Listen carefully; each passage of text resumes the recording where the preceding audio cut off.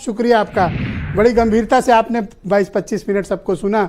ये स्टेटमेंट क्यों आया चीफ मिनिस्टर का? क्या ये 2024 का जो परिणाम यूपी में आया है उसको हम संदर्भ जोड़ें या फिर बांग्लादेश के संदर्भ में जोड़ें कि ये जो वोट बट गए?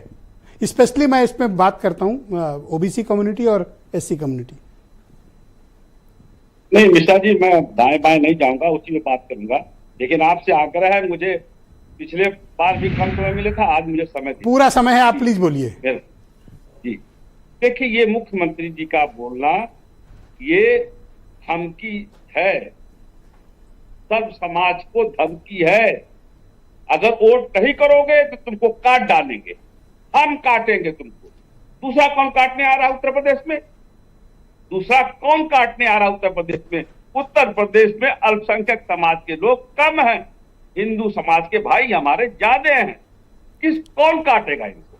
ये योगी आदित्यनाथ जी की धमकी है कि अगर तुमने ये 10 बाई इलेक्शन में हमको वोट नहीं किया तो तुमको भी बुलडोजर से गिरवाएंगे, तुमको भी काटेंगे। ये योगी आदित्यनाथ जी कह रहे हैं, कुछ समझ नहीं पा रहा है। किस कम्युनिटी को कह रहे हैं? वो तो कह रहे हैं बटेंगे तब कटेंगे। जो वोट नहीं करेगा, सारी कम्युनिटी को काटेंगे, जो वोट नहीं करेगा भारतीय जनता पार्टी। इनका इतिहास, ये तो आप सीएम के स्टेटमेंट को ट्विस्ट कर रहे हो।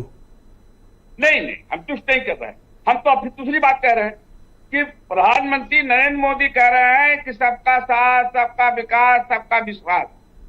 योगी जी कह रहे हैं कुछ नहीं। ये क्या होता है?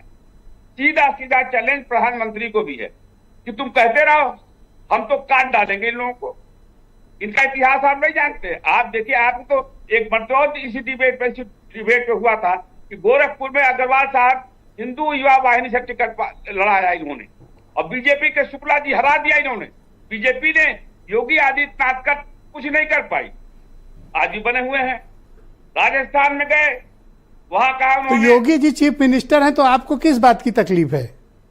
बीजेपी का जिसका मनो बनाएगी, उन्होंने योगी जी के नेतृत्व पर भरोसा किया। आपको तकलीफ क्या है खान साहब?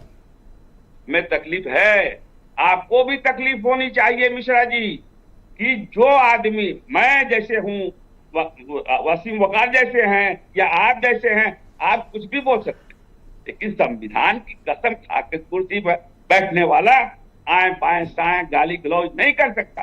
ये संविधान की अपमान है। तो क्या ये कम्युनलिस्ट, क्या ये सांप्रदायिक बयान है? बिल्कुल सांप्रदायिक बयान है ये संविधान की मूल भावना के खिलाफ बयान है। जब ये मैं कह रहा हूं, जब भी राजस्थान में गए, राजस्थान में जाके क्या कहा इन्होंने? अब वो कहाँ है हनुमान जी के मानने वाले लोग?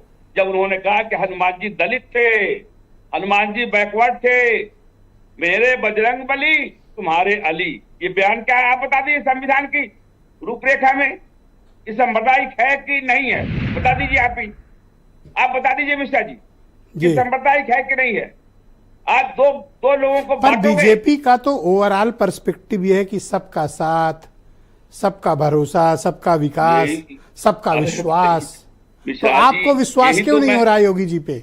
यही तो मैं कह रहा हूं ना, यही तो मैं कह रहा हूं। आप भी जैसे लगता है कि आप, भाई देखिए, मैं तो आपको कुछ नहीं कह सकता। अरे सवाल पूछना हक है मेरा, मुझे हर तरह के सवाल सबसे पूछने होते हैं, आप बुरा ना माने। और कोई व्यक्तिगत न ले, मैं तो डिबेट में कहता हूँ, मैं तो सबसे सवाल करता हूँ। मुसलमान को पार्लियामेंट में एक टिकट नहीं दिया मुसलमान को, कहाँ सबका साथ? अरे अभी आपको दिखा नहीं जम्मू कश्मीर में कितने मुसलमानों को बीजेपी ने टिकट दिया? छोड़िए जम्मू कश्मीर को, छोड़िए, टिकट ही टिकट दे दिया, टिकट ही टिकट दे दिया, पूरी लिस्ट मुसलमानों से भरी पड़ी है। अरे साहब, तो वहां मुसलमान के अलावा कौन है? किसको दे देंगे टिकट की?